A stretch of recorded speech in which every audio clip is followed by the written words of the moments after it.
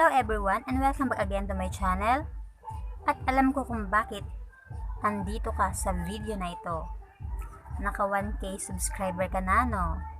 Well, congratulations! At dahil naka 1K subscriber ka na, kailangan mo ngayong malaman kung papaano ka mag-start ng live streaming mo.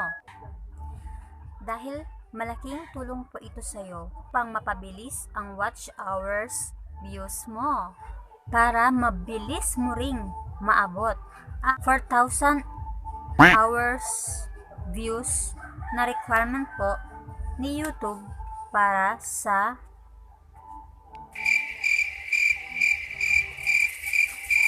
ano yan? Home base? Para ma-monetize ang iyong channel. Sa mga bagong graduate dyan na nag 1K subscriber at nagbabalak mag live stream or LS ngunit hindi nila alam gawin kung paano, narito po ang aking ginawa noong ako'y nagsimulang mag live streaming or mag LS.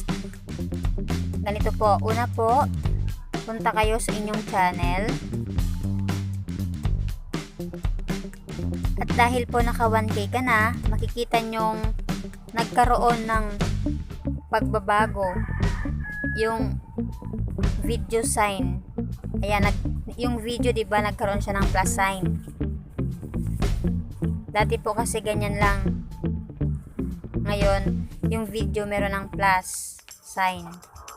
So, pindutin nyo lang po itong video na may plus sign. Then, ganito po yan lalabas. Click live. Need po na mag-create kayo ng title. Ito po yung ginawa ko. Tambay muna. Example lang po yan.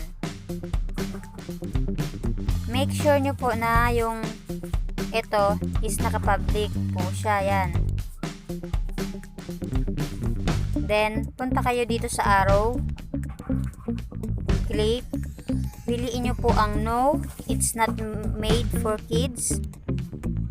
Kung yung pagla-live streaming nyo is not for kids, pwede rin nyo naman pong piliin itong isa kung pambata po yan.